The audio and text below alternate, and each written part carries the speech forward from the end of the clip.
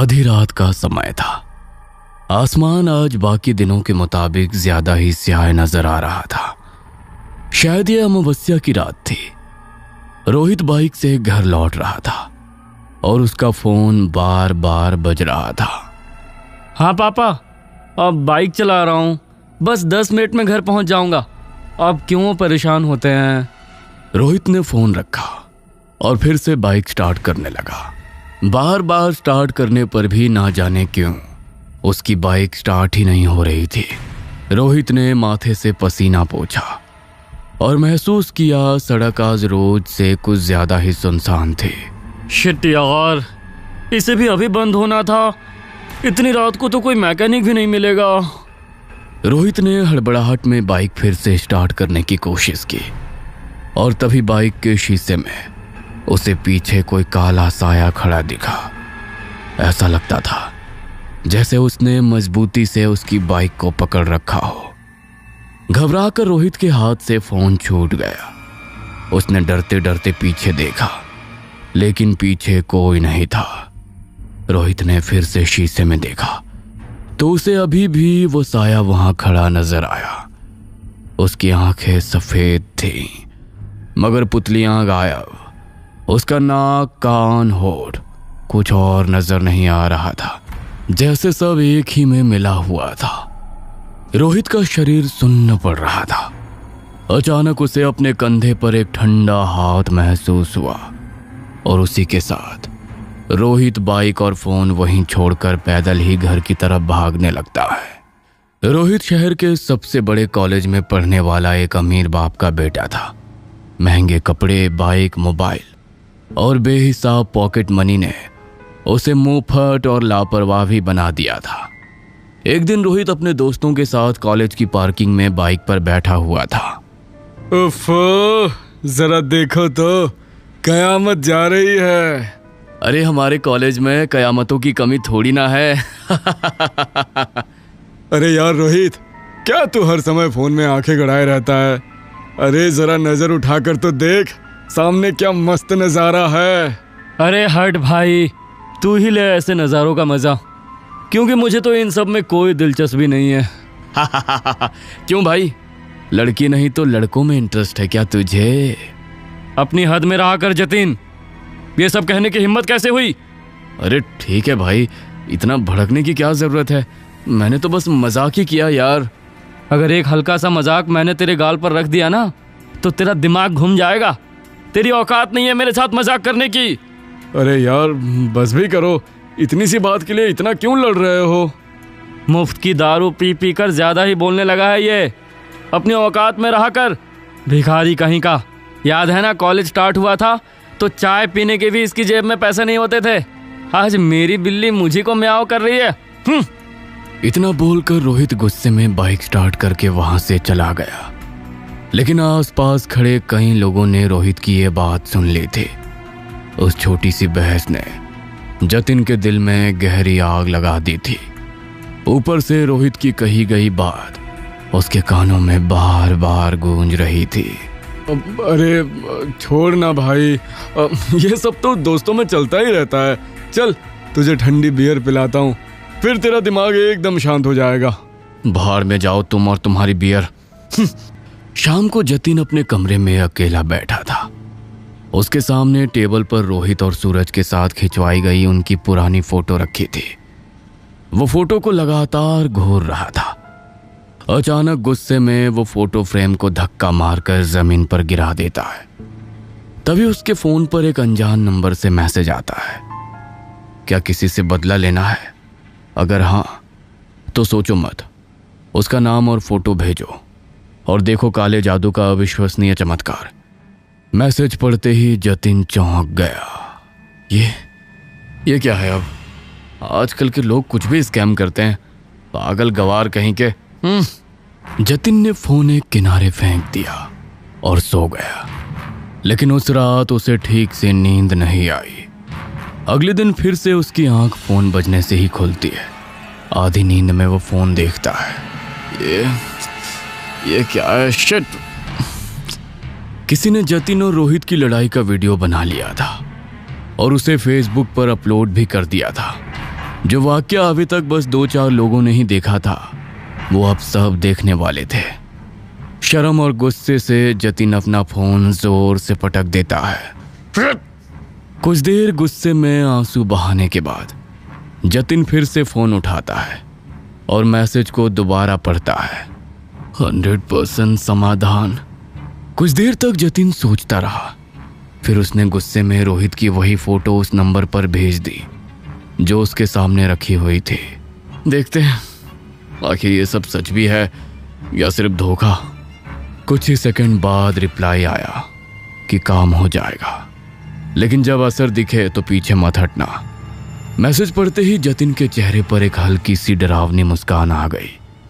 2 दिनों तक रोहित कॉलेज नहीं आया।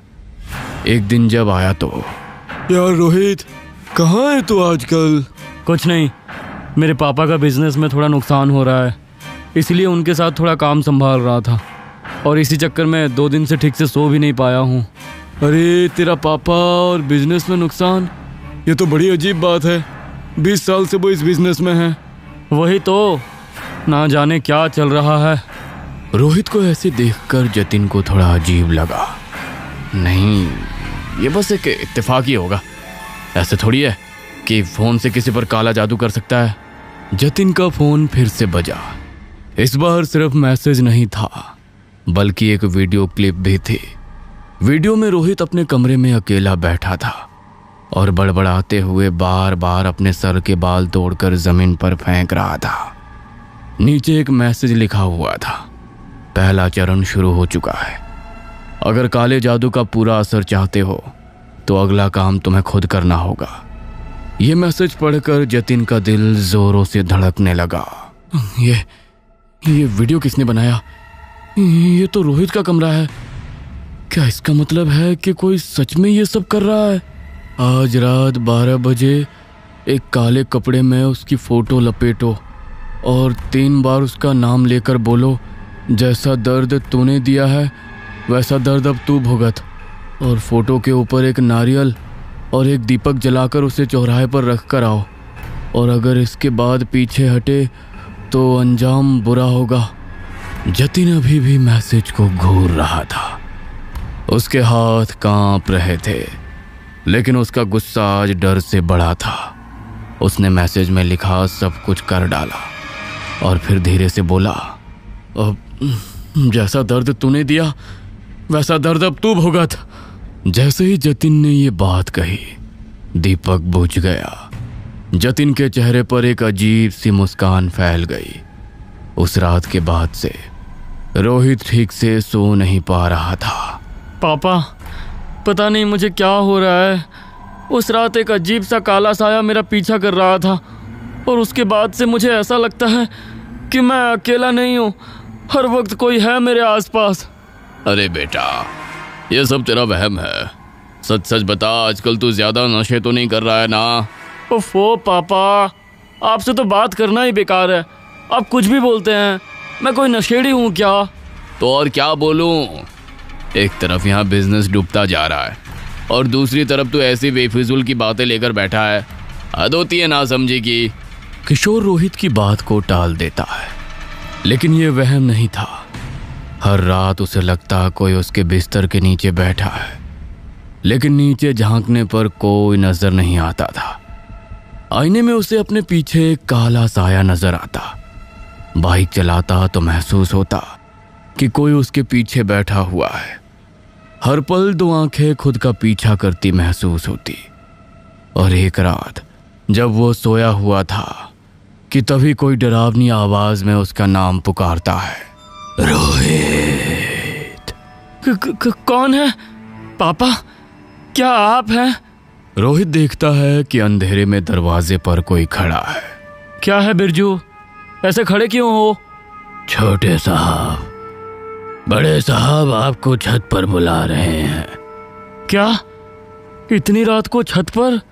क्यों, क्या हुआ? पता नहीं, आप चलकर देख लीजिए। रोहित को कुछ अजीब लगा। आज बिरजू की आवाज कुछ अलग थी। वो काफी भारी और खींची हुई थी, जैसे कि गले से नहीं बल्कि गहराई से निकल रही हो। बिरजू आगे आगे चल रहा था। रोहित भी धीरे धीरे उसके पीछे सीढ़ियां चढ़ने लगा। हर कदम बढ़ाने पर उसे लग रहा था जैसे उसके पीछे कोई और भी चल रहा हो। छत का दरवाजा आधा खुला हुआ था और आज हवा रोज से ज्यादा ही तेज चल रही थी। बादल चांद को ढक रहे थे, इसलिए अंधेरा घना था। छत पर पहुंचते ही रोहित ने चारों तरफ देखा, लेकिन किशोर कहीं नजर नहीं आया। सामने बस एक मोमबत्ती जल रही थी। बिरजू, यहाँ तो कोई भी नहीं है। तू मुझे यहाँ क्यों लेकर आया है? पीछे से दरवाजा धड़ाम से बंद हो गया और रोहित घबरा कर पलटा। वहां कोई नहीं था और सामने खड़ा बिरजू भी अपनी जगह से गायब था। अगले ही पल रोहित को दरवाजे के पास वही काला साया खड़ा नजर आता है और इस बार वो एकदम साफ नजर आ रहा था।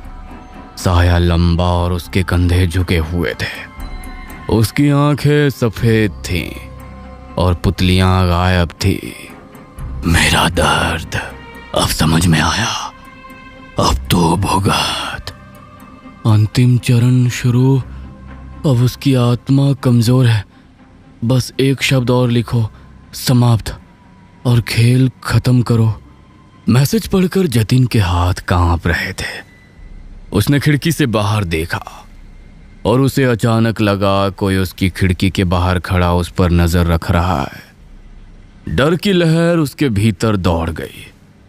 आज पहली बार जतिन को वो खौफ महसूस हुआ जो उसने रोहित के लिए बिछाया था। उसकी आंखों के सामने रोहित का डरता हुआ चेहरा घूम गया। उसे आज पहली बार पछतावा हुआ। नहीं, मैं ये नहीं कर सकता। अब ये बहुत ज्यादा हो रहा है। मैंने बहुत बड़ी गलती कर दी। इसे रोकना होगा। रोहित दोस्त है मेरा। जतिन कुछ सोच पाता उसके पहले ही स्क्रीन पर लाइव वीडियो खुल गया जिसमें छत पर खड़ा रोहित दिख रहा था। उसके ठीक पीछे वो काला साया था। उसकी डरावनी हंसी देखकर डर के मारे जतिन का खून सूख गया। रोहित के भरी ठंडी में भी पसीने छूट रहे थे। साये ने डरावनी आवाज में गुनगुनाना शुरू किया, खेल खत्म, खेल खत्म, खेल खत्म।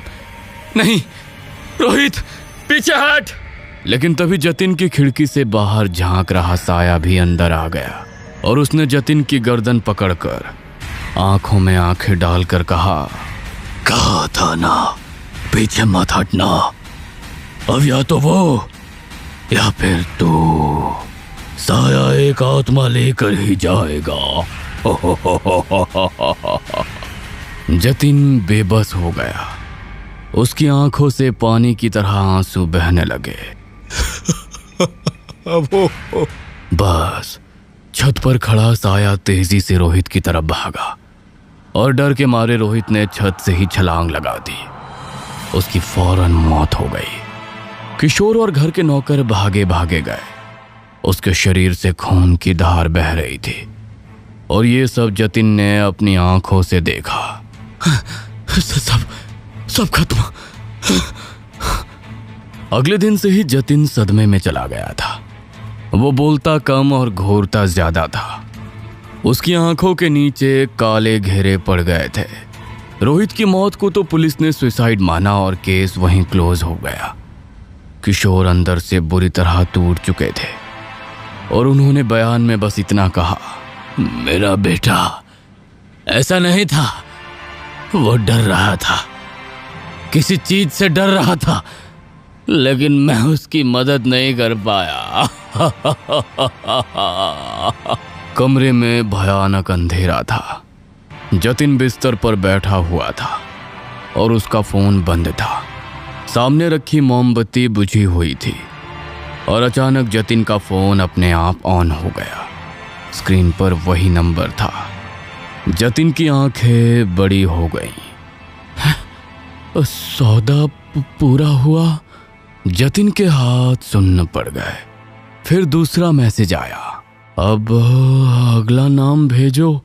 ये देखकर जतिन का गला सूख गया। नहीं, मैंने तो सिर्फ एक बार, बस एक बार किया था, अब दोबारा नहीं। तभी कमरे की लाइट झपकने लगी और पीछे से वही आवाज आई, या तो वो या फिर तो। जतिन की जैसे सांसें ही अटक गईं।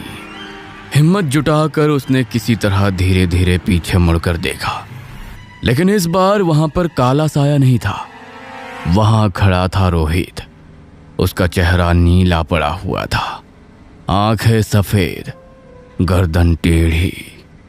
इस बार तू चल, खेल खत्म करते हैं।